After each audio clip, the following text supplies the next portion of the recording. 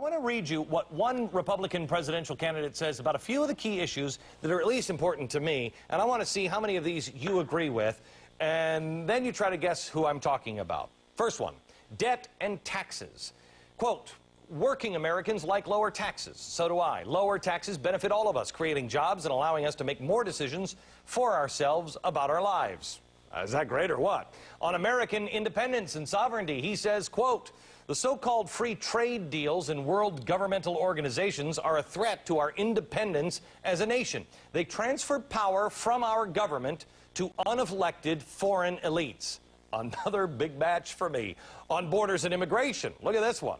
The talk must stop. We must secure our borders now. A nation without secure borders is no nation at all. It makes no sense to fight terrorists abroad when our front door is left unlocked. How many times have you said that? Next, the Second Amendment. Quote, I share our founders' belief that a free society, in a free society, each citizen must have the right to keep and bear arms. Amen, brother. And finally, homeschooling. Quote, my commitment to ensuring homeschooling remains a practical alternative for American families is unmatched by any presidential candidate. I got to tell you, you read those things and this guy, at least to me, sounds like a dream candidate. And then you find out that it was Ron Paul. Yeah. Same Ron Paul who pulls in a whopping 2% in the polls of likely Republican voters. How does that happen? Even though this guy has raised over $5 million in the third quarter, only 2%. Why is that? Well, you know, he's got for me at least, the breaking point are the policies that I don't agree with, like pulling out of Iraq and legalizing drugs. But on the whole, I probably agree with his libertarian founding father constitution-focused values more than other candidates. Why then doesn't America consider voting for him? Real story is, maybe, just maybe, because you can certainly judge a book by its cover. And Ron Paul's cover, not exactly looking like a bestseller, you know? I mean, if you're going to tell me that you're going to abolish the FBI, okay, you better do it, you know, you better wrap that up in a nice slick wrapper, you know? You got to look like you actually can do that. He's got some pretty sane proposals, and if his fundraising is any indication, he has tapped into the frustration every American feels right now towards the dummies in Washington. But unfortunately, no matter what he's selling, for good or for ill, he ends up looking like the mayor of Crazy Town. And that seems to be a little problem. Well, the main reason I'm here is because I was invited. They attack us because we've been over there. We've been bombing Iraq for 10 years. Yes, we did bomb. Osama bin Laden has said, I am glad you're over on our sand because we can target you so much easier. They also cited sanctions, so we're not making progress there, and we should come home. How many times did Clinton bomb? Have you ever read about the reasons they attacked us? And I generally would rather walk in a parade than ride. I'll bet you we didn't go 1 year where we didn't bomb, and besides, we had sanctions, and we're more threatened now by staying. I can't think of any one particular event where I made a critical decision that affected a lot of other people. How many times did Bush bomb? Hundreds of thousands of people died from the sanctions. I keep getting surprised every day. Okay, there's one other problem that I see with the Ron Paul revolution, and I say this with due respect, but the revolutionaries, you kind of scare me a little bit. I mean, it's the little sheets that are the banners that you put over the freeways, you know what I mean? And then you crash the web polls so that the candidate gets 95% of the vote. And then you complain when you're excluded from future polls. Whenever I talk politics on radio, half the phone calls I get from people who want to talk about Ron Paul, and I take them. And then the other half of the calls are asking why I'm part of some media conspiracy to not talk about Ron Paul. They also love to say that the mainstream media refuses to interview their candidate. I'll be completely honest with you. I've asked Ron Paul repeatedly to come on this program, never really agreed. I'll give you fair questions, Ron, I really will. I should say, he never has agreed except for one time, and then at the last minute he bailed on us and stiffed us, which is good in national television to do. I guess my question to all true libertarians is this. Your platform has reawakened a disgruntled electorate. I am more libertarian than anything else. Voters are begging for common sense, founding father types values, and you've got them. But you can't sell steak without sizzle. The question is, libertarians, is Ron Paul really the best guy you got? David Boaz, he's from the Cato Institute, and Peter Fenn, former Gore campaign advisor. Peter, let me start with you. I think that this guy actually is channeling some of the anger and the disconnect from our politicians. Do you get that sense at all? Absolutely. I mean, the thing that amazes me, as you said, is he has raised $5 million on the internet. He didn't know what the internet was, basically, before he's on it. I went to his website today. It's absolutely incredible. It's a great website. And I think part of it, Glenn, is that, you know, there's a none of the above quality that's out there by a lot of people. Yeah. And he brings it in. And you remember, in '88, this guy was on the ballot in 46 states in the District of Columbia. He got a little less than 500,000 votes, not that many, but no one knew who he was then. If he's a libertarian candidate for President of the United States with a cynical, angry electorate, you know, who knows what could happen out there. You know, I have to tell you, I really wish that they would run a good libertarian. David, do you know any good, good quality? I mean, our founding fathers were more libertarian than anything else.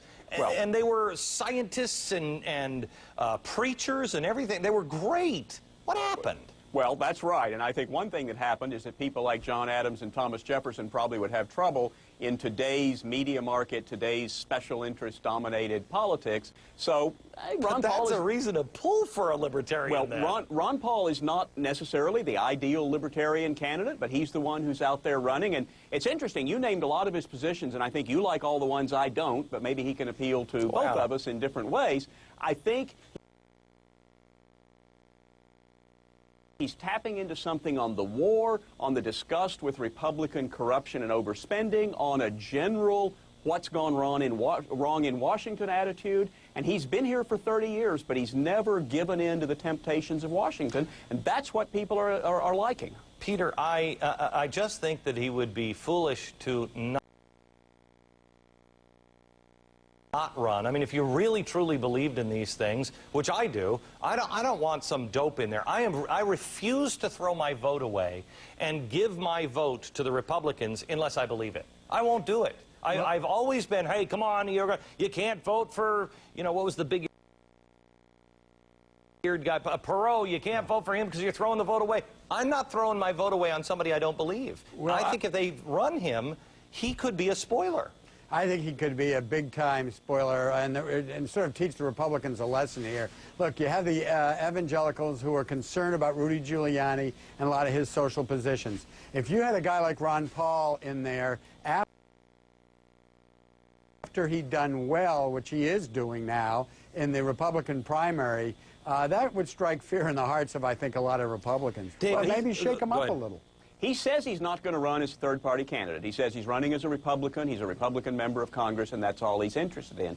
But Cato published a study last year saying that there are 15 or 20% of the electorate who are basically libertarian, not liberal or conservative, but basically libertarian. So there is a market there in either a major party or a minor party if you can find the right candidate. Ron Paul is certainly touching an intense group of people. Question is whether he can touch a large enough group of people. Are either of you guys, two questions, I guess, either of you guys concerned about how both parties seem to be pulling everybody to the fringes and nobody's reaching out to the middle? It's just the edges of the party, the edges of the Republicans that are big spenders, and I don't even know what it is, the giant corporations and the Democrats who are reaching out to the socialists. What about everybody who lives in the middle?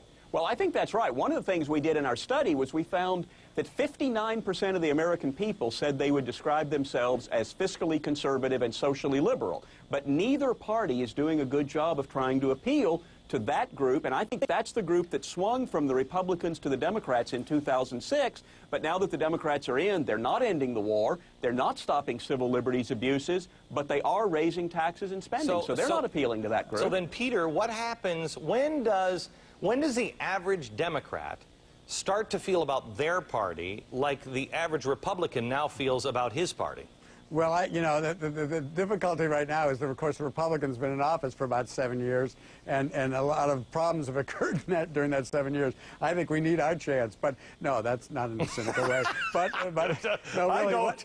I mean, you have your chance in office, but please don't make the same kind of mistakes. No, but you know, the crazy thing about this is we are a moderate country. We do have our candidates go to the extremes during primary season, and a lot of times they have trouble getting back back to the middle. And I think a lot of it, I actually think a lot of candidates, I would argue, for example, that John Edwards' strategy right now is insane.